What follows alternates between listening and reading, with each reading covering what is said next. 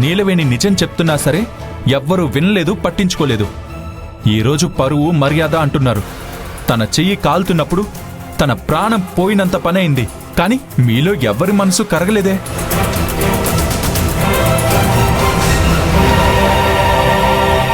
నిజమే చెన్నయ్య గారు.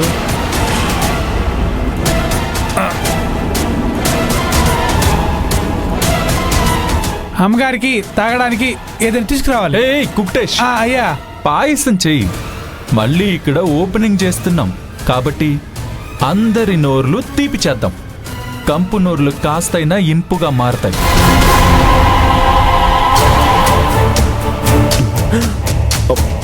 అలాగే చెన్నయ్య గారు.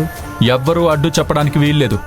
నీలవేణి ఇక్కడి నుంచి పికిల్స్ బిజినెస్ కి కావాల్సినవన్నీ కూడా ఇక్కడే తెచ్చిపెట్టుకుంటుంది, ఇక్కడే తయారు చేసుకుంటుంది. జ్యోతి హెల్ప్ చేస్తుంది. తప్పకుండా అన్నా.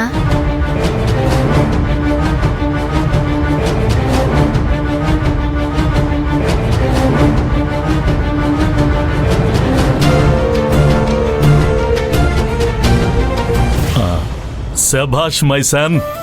అవును, స్వీట్ బెల్లంతో చేయాలా షుగర్తో చేయాలా అని మీ అమ్మని అడగలేదే?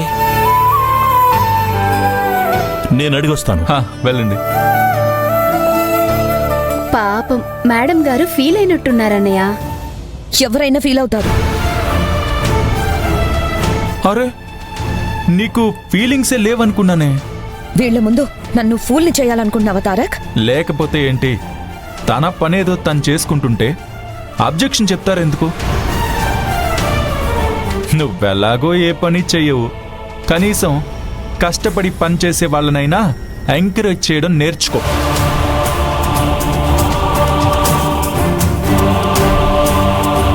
వెళ్ళండి వెళ్ళండి.